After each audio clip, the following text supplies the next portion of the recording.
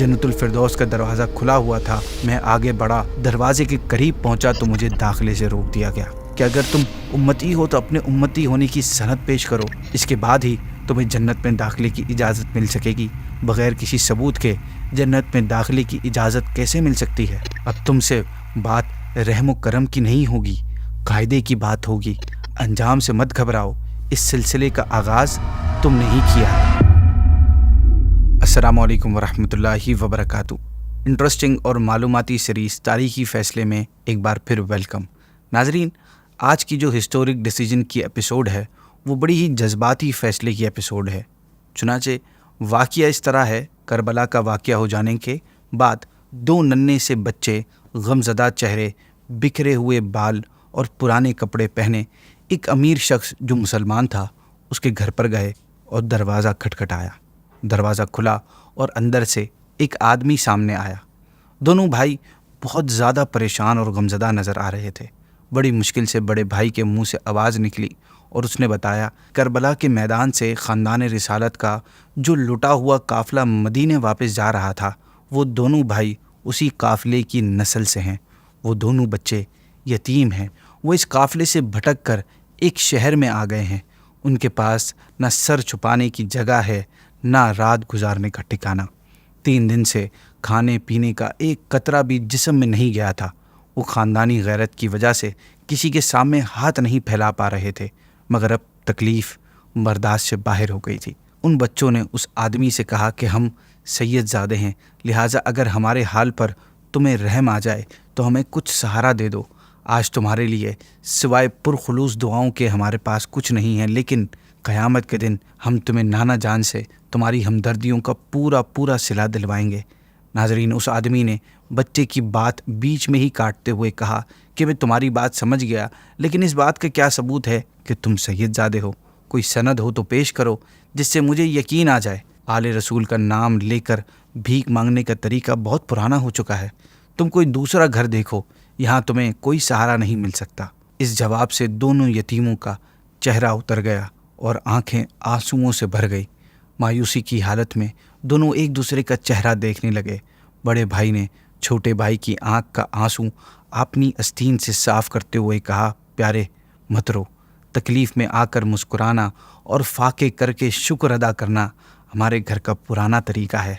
नाजरीन, इसके बाद ये दोनों शहजादे सामने एक दीवार के साए में जाकर बैठ गए। ये एक मजूसी का घर था और इमारत से ही अंदाज़ा हो रहा था कि किसी अमीर इंसान का घर है। थोड़ी देर के बाद छोटे भाई ने बड़े भाई से कहा, भाईजान, जिसकी दीवार के साए में हम लोग बैठे हैं, मालूम नहीं ये किसका घर है। उसने भी कहीं आगे से उठा दिया तो अब पाँव में चलने की ताकत बाकी नहीं है। ज़मीन की तपिश से पाँव में अब छाले पड़ गए हैं। खड़ा होना मुश्किल है, आंखों तरे अंधेरा छाया हुआ है। अब यहाँ से कैसे उठेंगे? बड़े भाई ने जवाब दिया कि हम इसकी दीवार का क्या नुकसान कर रहे हैं, सिर्फ साए में तो बैठे हैं। वैसे हर शख्स का दिल पत्थर नहीं होता, हो सकता है उसे हमारी हालत ज़ार पर तरस आ जाए और वो हमें अपने साए से ना उठाए, और अगर उठा भी दिया तो क्या हुआ, फ़िक्र मत करो, मैं तुम्हें अपनी पीठ पर उठा लूँगा। बातें अभी जारी थीं कि इनकी आवाज़ें सुनकर घर का मालिक, जो कि एक मजूसी यानी आग की पूजा करने वाला था, वो घर से बाहर निकला। बच्चों की आवाज़ों से उसकी नींद ख़राब हो गई थी। वो गुस्से से भरा हुआ था, लेकिन जैसे ही उसकी निगाह उन दो खूबसूरत बच्चों पर पड़ी, उसका सारा गुस्सा ख़त्म हो गया। बहुत नरमी से उससे पूछा, बेटा तुम लोग कौन हो, कहाँ से आए हो? सेम यही सवाल उस रईस ने भी किया था और जवाब सुनने के बाद अपने दरवाजे से उठा दिया था। लिहाजा सवाल का अंजाम सोचकर छोटे भाई की आंखों में आंसू आ गए। बड़े भाई ने कहा, हम लोग आले रसूल हैं, यतीम भी हैं और वतन से दूर भी। 3 दिन के फाके से हैं। तकलीफ़ की शिद्दत बर्दाश्त नहीं हो रही थी तो मदद चाहते हैं। वो सामने वाले रईस के घर पर गए थे, उसने हमें अपने दरवाजे से उठा दिया, इसलिए थोड़ी देर के लिए तुम्हारी दीवार के साए में बैठ गए हैं। शाम होते ही हम यहाँ से उठ जाएंगे। नाजरीन, उस मजूसी ने कहा कि सामने वाला तो उसी नबी का कलमा पढ़ता है जिसका तुम औलाद हो, उसने इस रिश्ते का भी ख्याल नहीं किया। बड़े भाई ने जवाब दिया, वो कहता है कि तुम आले रसूल हो तो उसका सबूत पेश करो। हमने बारहा उससे कहा कि गरीबुल वतनी में हम क्या सबूत पेश कर सकते हैं, तुम उसका सबूत क़यामत के दिन पर रख लो, کیونکہ وہاں نانا جان خود موجود ہوں گے۔ قیامت کا تذکرہ سن کر مجوسی کی آنکھیں چمک اٹھی، لہٰذا اس نے حیرت بھرے انداز میں کہا کہ تمہاری پیشانیوں میں جو نور جھلک رہا ہے اس سے بڑھ کر اور کیا ثبوت چاہیے تھا اسے؟ یہ بھی اگر اس کو نظر نہ آئے تو اپنے رسول کا نام ہی کافی نہیں ہے کیا؟ ناظرین، مجوسی نے ان دونوں شہزادوں کی یہ حالت دیکھ کر ان پر رحم کھاتے ہوئے ان کی مدد کرنے کا فیصلہ کیا۔ یہ کوئی آسان فیصلہ نہیں تھا۔ اس دور میں جب کوئی ایک بندہ دوسرے مذہب والے کی مدد کر دیتا تھا تو اسے اپنی ہی کمیونٹی سے دربدر کر دیا جاتا تھا، مگر اس نے کسی بھی چیز کی پرواہ کیے بغیر ان بچوں کو اپنے گھر میں آنے کی اجازت دی، اور ساتھ ہی یہ بھی کہا کہ جب تک تمہارا کوئی اچھا انتظام نہ ہو جائے تب تک یہاں سے جانے کا ارادہ مت کرنا۔ اور بیوی سے کہنے لگا، یہ محمد عربی صلی اللہ علیہ وسلم کے بچے ہیں، ان کا عزت و احترام تمہیں معلوم ہے نا؟ لوگوں کی مدد کرنا اور تکلیف میں کام آنا ہمیشہ ان کے خاندان کا طریقہ رہا ہے۔ یہ اسی گھرانے سے تعلق رکھتے ہیں جس گھرانے سے ہمیں بڑی مدتوں کے بعد اولاد کی خوشخبری ملی تھی۔ ناظرین، اس مجوسی کی بیوی ایک نرم دل عورت تھی۔ ذرا سی دیر میں اس کی ممتا جاگ اٹھی۔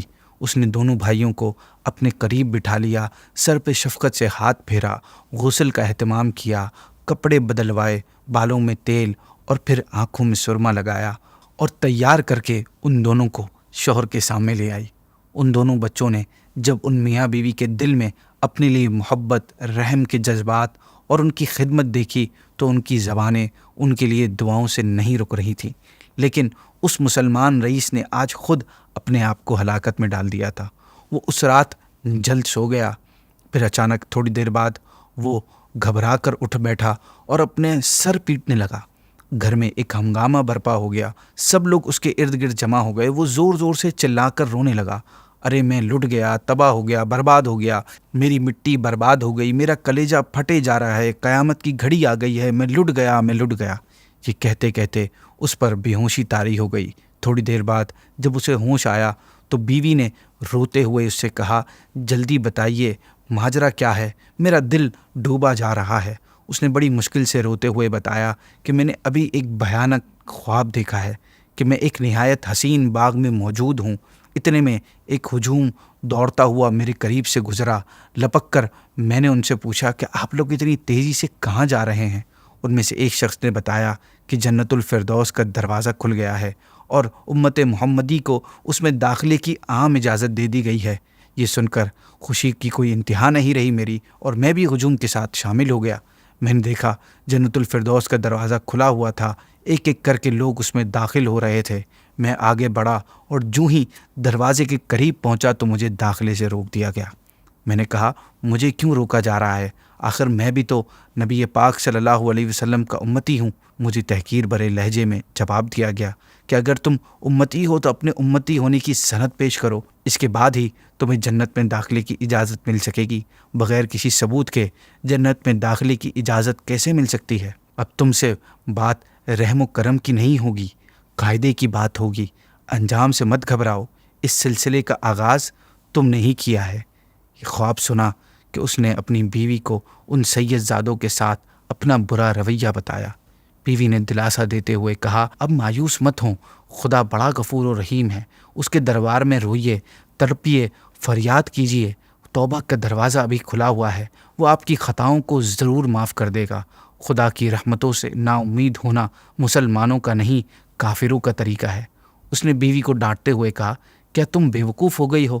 جب تک حبیب خدا ناراض ہوں اللہ اس وقت تک معاف نہیں کرتا۔ یہ بات سن کر بیوی کی آواز ہلکی ہو گئی اور اس نے دبے دبے لہجے میں کہا، تو پہلے خدا کے حبیب ہی کو راضی کر لیا جائے، ابھی بھی وہ دونوں شہزادے شہر سے باہر نہیں گئے ہوں گے۔ آپ صبح سویرے انہیں تلاش کریں اور جس طرح بھی ہو منت سماجت کر کے منا کر انہیں گھر لائیں۔ اگر وہ راضی ہو گئے اور انہوں نے آپ کو معاف کر دیا تو خدا کے حبیب بھی راضی ہو جائیں گے۔ بیوی کی بات سن کر رئیس کا چہرہ کھل گیا، جسے امید کی کوئی کرن نظر آئی ہو۔ مسلمان رئیس اپنی بیوی کے ساتھ جیسے ہی ان کی تلاش میں گھر سے باہر نکلا تو اس مجوسی کے دروازے پر لوگوں کی بھیڑ دیکھ کر حیران رہ گیا۔ وہ مجوسی خوشی کے عالم میں بے تحاشا گھر کی دولت لٹا رہا تھا۔ پتہ کرنے پر معلوم ہوا کہ خاندان رسالت کے 2 شہزادے کل سے ان کے یہاں رہ رہے ہیں۔ یہ خبر سنتے ہی رئیس کی آنکھیں چمک اٹھی۔ اس نے دل ہی دل میں طے کر لیا کہ مجوسی کے بچوں کے بدلے میں چاہے زندگی بھر کی کمائی دینی پڑ جائے وہ دے دے گا، لیکن پیچھے نہیں ہٹے گا۔ وہ دونوں اس مجوسی کے گھر پہنچے، دیکھا تو وہ دونوں شہزادے کسی دولہے کی طرح بند سور کر بیٹھے ہیں اور مجوسی ان کے سروں سے اشرفیاں اتار کر لوگوں میں تقسیم کر رہا ہے۔ رئیس نے آگے بڑھ کر اس مجوسی سے کہا کہ مجھے آپ سے ایک بہت امپورٹنٹ بات کرنی ہے۔ مجوسی نے رئیس کی طرف متوجہ ہو گیا اور کہا فرمائیے، میرے لائق کیا خدمت ہے؟ اس رئیس نے کہا یہ 10,000 اشرفیاں ہیں، اسے قبول فرمائیں اور یہ دونوں شہزادے میرے حوالے کر دیجئے۔ مجھے حق بھی پہنچتا ہے کہ سب سے پہلے یہ میرے غریب خانے پر تشریف لائے تھے۔ مجوسی نے مسکراتے ہوئے جواب دیا، فردوس کی جو اعلیٰ شان عمارت آپ نے دیکھی ہے اور جس میں داخل ہونے سے آپ کو روک دیا گیا تھا، کیا آپ چاہتے ہیں کہ میں 10,000 اشرفیوں سے اسے بھیج دوں اور زندگی میں پہلی بار رحمت الہی کا جو دروازہ میرے پہ کھلا ہے اسے اپنے اوپر بند کر لوں؟ شاید آپ کو آئیڈیا نہیں ہے کہ جس شہزادوں کی مدد نہ کر کے آپ نے اپنے اوپر جنت حرام کر لی، ان دونوں کی خدمت کر کے ہماری دل کی دنیا بدل گئی ہے۔ ہمارے گھرانے نے دین اسلام قبول کر لیا ہے۔ اس مجوسی کے فیصلے کی برکت سے اللہ پاک نے اسے ایمان کی دولت سے نواز دیا تھا۔ اس نے مسلمان رئیس سے کہا، یاد کیجئے خواب کی وہ بات جب آپ جنت کے پہرے دار سے کہہ رہے تھے کہ آخر میں بھی سرکار کا امتی ہوں، مجھے کیوں روکا جا رہا ہے؟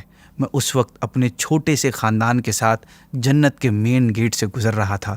مجھے یہ کہنے کی ضرورت پیش نہیں آئی کہ میں بھی سرکار کا امتی ہوں۔ سرکار کا امتی کروڑوں کی بھیڑ میں پہچان لیا جاتا ہے، وہاں زبان کی بات نہیں چلتی، دل کا آئینہ پڑھا جاتا ہے۔ میرے بھائی، ہمارے حال پر سرکار کی رحمت و نوازش کا اس سے بھی زیادہ حیرت انگیز منظر دیکھنا چاہتے ہو تو اپنی بیوی کو اندر بھیج دیجیے۔ میری بیوی سیدہ فاطمہ کی کنیز اندر شکرانے کی نماز ادا کر رہی ہے، غالباً وہ بھی سجدے میں ہوگی۔ سر اٹھانے کے بعد ذرا اس کی پیشانی کا نظارہ کر لیں۔ خواب میں پیشانی کے جس حصے پر سیدہ نے اپنا ہاتھ مبارک رکھ دیا تھا وہاں اب تک نور کا چراغ جل رہا ہے۔ جن شہزادوں کے قدم سے ہمارے نصیب چمکے، دلوں کی دنیا بدل گئی اور ایک رات میں ہم کہاں سے کہاں پہنچ گئے، آپ انہیں 10,000 اشرفیوں میں خریدنا چاہتے ہیں، حالانکہ اس سے کہیں زیادہ میں ان کی آمد کی خوشی میں لٹا چکا ہوں۔